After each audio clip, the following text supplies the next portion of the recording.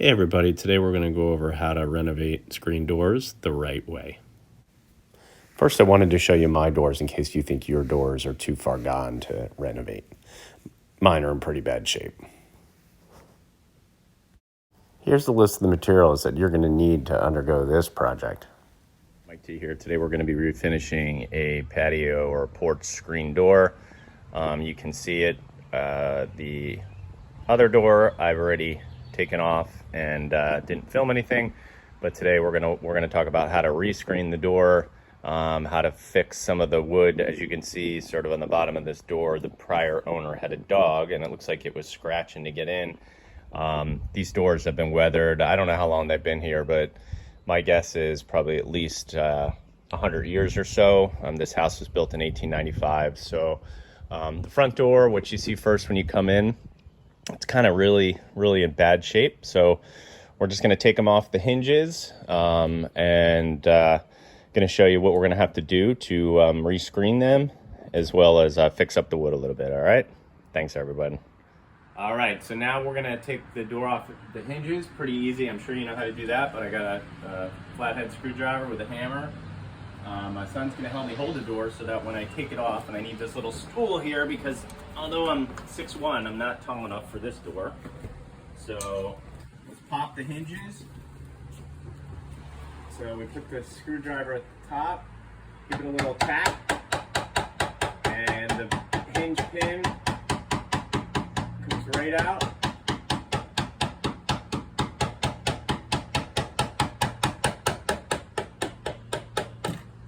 Brandon, you want to hold the door so it doesn't put weight on the... Okay. Like... Dad, you know they can see your underwear? Oh, you filming that too? Yeah. They probably can't even see doing that. No, are you zooming in? No, I'm not Alright, zooming so we're in. going to pop the bottom hinge. I got my sidekick here, Brennan, helping out. It's going to be hard to see, but it's easy. I just get the screwdriver underneath it, give it a couple taps with the hammer. Nothing hard. You know, sometimes these might get a little stuck. I'm fortunate that these weren't stuck. When I pop this out, the door could fall, so you need to have somebody else helping you out holding the door. This door is pretty light, so Brennan's got it. You can see the hinge pin. It's a little bit rusted. We'll clean that later. But that's how we take the door off, and we're gonna move it to another spot so we can work on it. All right. All right, maybe. The door is off the hinges. It's just resting here. Probably not the smartest thing to do, but all we need to do now is kind of pull it away, and we might need to give it a little bit of a shake to get it out.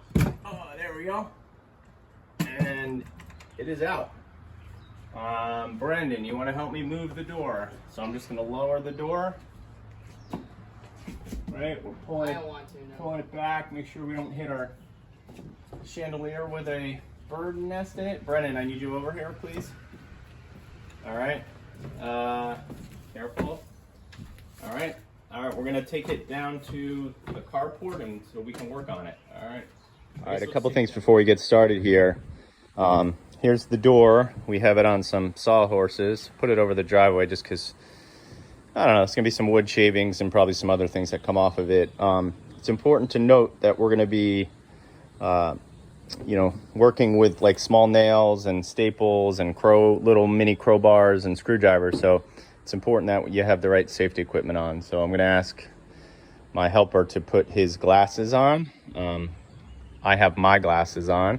I don't normally wear glasses, but kind of doubles as a safety protection as well, so it makes sense.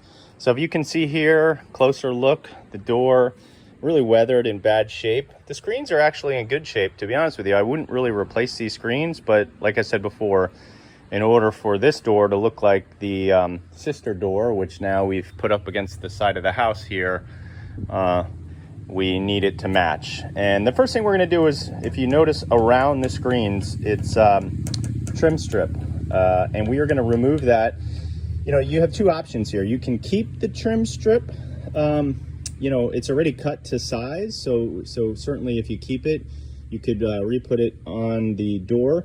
The problem with our trim strip, and it really was the other door more so than this door, and I can show you, is a lot of the trim strip, and this is what it looks like when it's taken off. You see the small nails. It was really weathered. In some cases, it was actually cracked. I didn't do that when I removed it. There were pieces missing. There were gouges taking out of it. Here's another small piece. You can see that it was just absolutely cracked. So in our case, it's easier just to replace the trim strip rather than reusing the existing. So a little bit of a trade-off, but we went to the store. We bought some new trim strip. Couldn't find the exact match here, and I'll show you what we got, but the most important thing is just get the strip that has the same dimensions, right? So the width here needs to be the same, because ultimately that's what's going to be covering up the staples underneath that attaches the screen to the door. So let me show you if I can do that with one hand. I might have to get my trusty assistant here to film. All right, come here, Megan. All right, so first we're going to take the trim strip off the door the easiest way. And remember, as I mentioned before, we're not going to keep this trim strip, so if I break it, it's not a problem. My only really concern here is just not trying to damage the wood any worse than it already is. So I am putting a small screwdriver underneath it, seeing if I can get some leverage to pop it up. Yeah, I can kind of wiggle it underneath there. I'm using the screwdriver to try to pop it up. A little crowbar, let's see if I can get that underneath now. Nope, still not enough room. There we go. And this is why you need the safety goggles, because if this thing pops up, you certainly don't want to get a staple or a nail, a small little nail into the eye. So I'm just loosening it up right now, this trim strip here. Still haven't really gotten under it. Go back to the screwdriver there. Can feel it loosen a little bit. This one's in pretty good. Right now that I got the screwdriver under the trim strip, now I can use the crowbar to kind of pop it out. In some cases it'll take the nails, the trim nails with it. In other cases it won't. So as you can see, my hand's underneath the trim strip, and I'm just going to work my way down, and as I go down I'm popping it up. Like I mentioned, in some cases the nails will stay in the door. It doesn't really matter, we'll get those out later if they stay in. So let's this is the long piece here. Megan, watch your arm there, I don't want you to. Okay, and we'll probably just fast forward through this section. I remove all of the trim strip on the door the exact same way. Just work my way down. You'll see where there's nails, I just pop it up. Like I said, it doesn't matter if this strip breaks or not. I'm just trying not to damage the door underneath. It's already in kind of bad shape, but I don't want to make it any worse. So as I work my way down, I'm just popping it up. You see it's coming out. Almost down to the bottom, halfway there.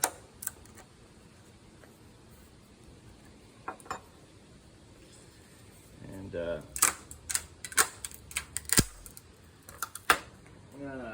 one.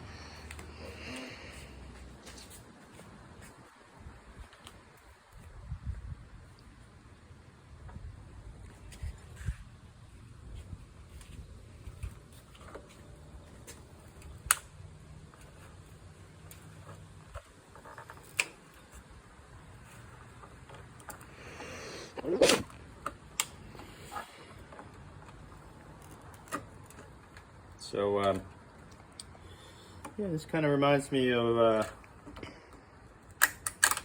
an episode of Titus and Bowie Joe when they were doing some improvements on their mansion. I think after this I gonna be working out. I might have to fight a YouTuber later. His name is No one. So what we see here is we see the piece of trim strip removed, and underneath that is the aluminum screen. You can see that it was cut to size, and that's what was stapled onto the door, which is held up pretty well. When I removed the trim strips, you see here, some of these like brad nails were very, very small. So when the trim strip came off, it left the nails into the door. So, you know, obviously we're gonna be sanding the door. Megan, why don't you show those staples? We're gonna be Where are the vice grips? Okay. So we're going to be sanding the door. And when we sand the door, we can't have metal staples and nails sticking out. Obviously, that would wreck the sandpaper. So what we're just going to do is we're going to extract those nails and staples. Why don't you show how to... We're using just a pair of vice grips here to take out the nails. You see, apply the pressure. We're at leverage. Boom, nail is out. You want to have probably a cup or a bucket available so that when you do that, we have a place to put them in. So our dog, Biscotti, who's working hard over here, you might want to show our hard-working dog. Yep. That, you know, you have a place to put the nails and the staples in so that nobody, you know, steps on one, our dog doesn't eat it. And if you can see, we've got 3 nails in there, now 4, and this is going to be filled because what we want to do is we want to take out all the old staples and we want to take out all the old nails. So as I said before, we're going to be removing the trim strip. You see how the old nails come out. The easiest way for the staples, which I found, I know they make like special tools regarding staples, but I just take a small flathead screwdriver like this. You know, if it's already popped up a little bit, I just kind of wedge it underneath it. You see that there?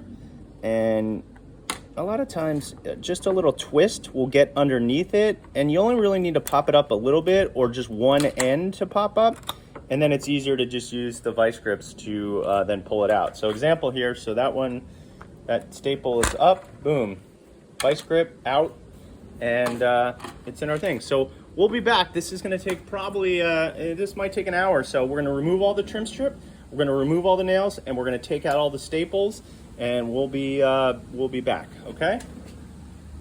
All right, so about an hour later, and a lot of elbow grease, we are down to our last staple.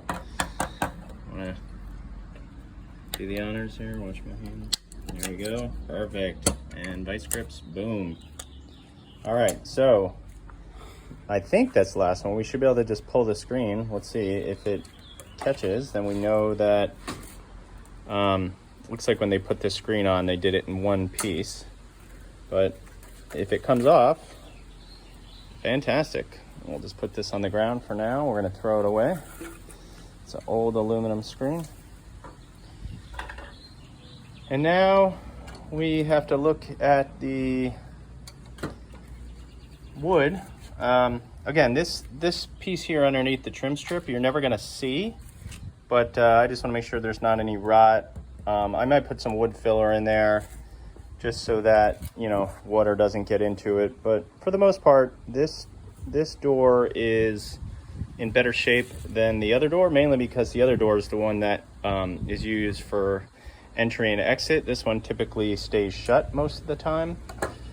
But yeah, so that is how you remove a screen from a screen door.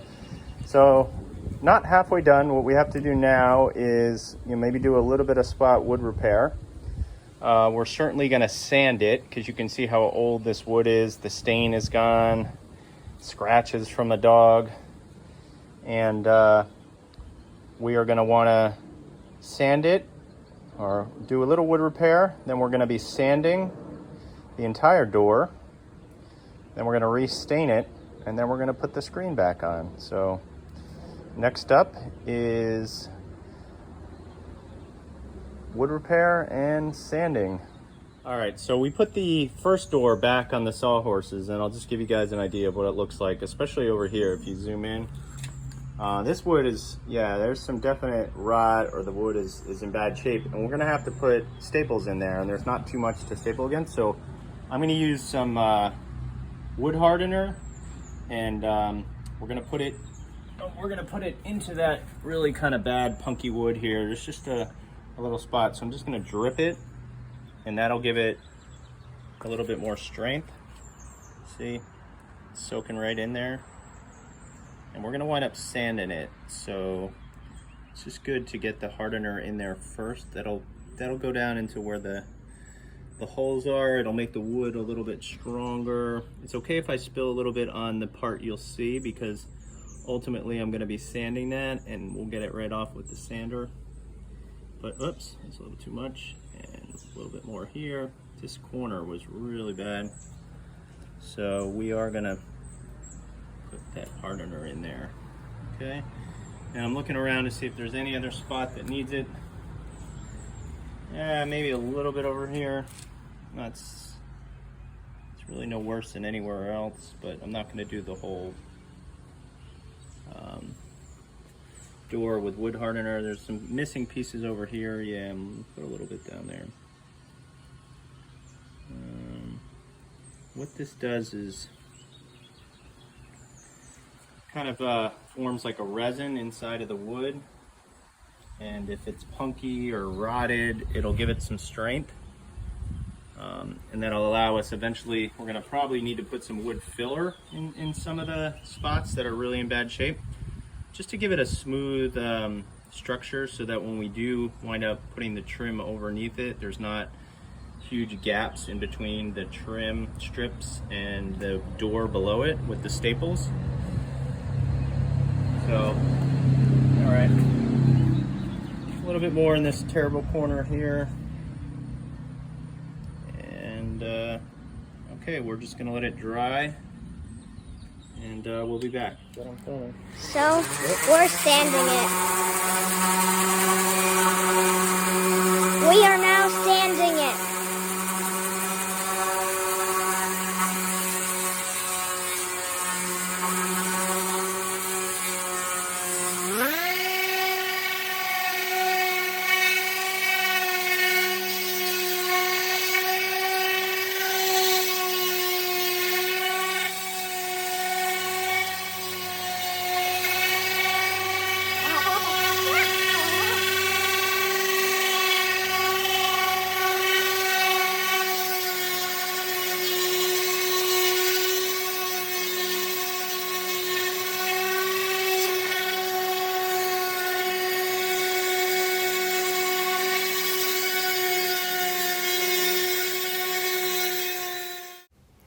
All right, when I was finished sanding, then I applied a oil-based stain. In this case, I used the color Espresso, rubbed it on with a rag, left it on for not too long, maybe about 15-20 minutes, and let it dry.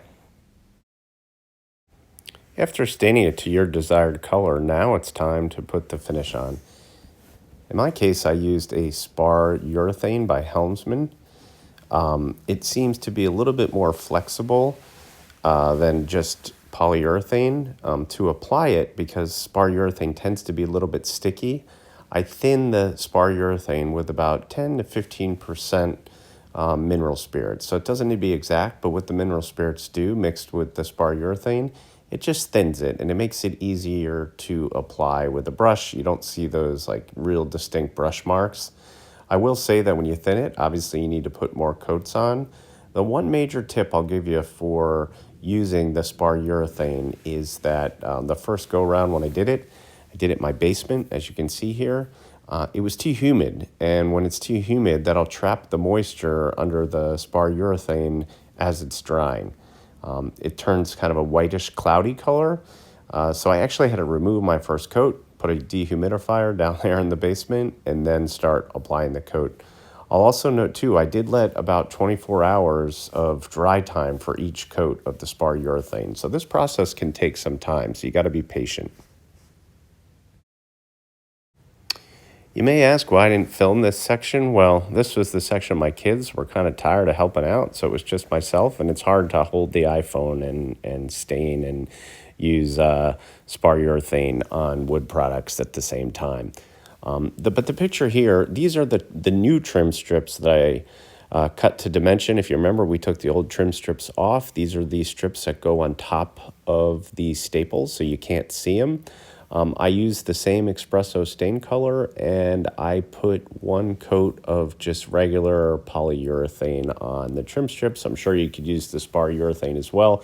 It's just that the spar urethane maybe has a little bit of a yellowish hue, and you know, since the trim strips are very, very visible, I don't know. I just went with a normal polyurethane, but either or, I debated. I put some spar urethane on a trim strip and put some regular polyurethane. I thought the regular was a little bit clearer, so I went with that. But either one would work.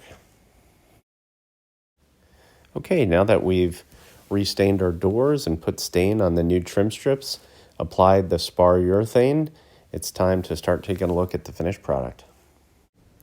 At this stage, I just put back the hardware that I removed from the door, like the latches, and also put the finished trim strips back over the staples on the screens.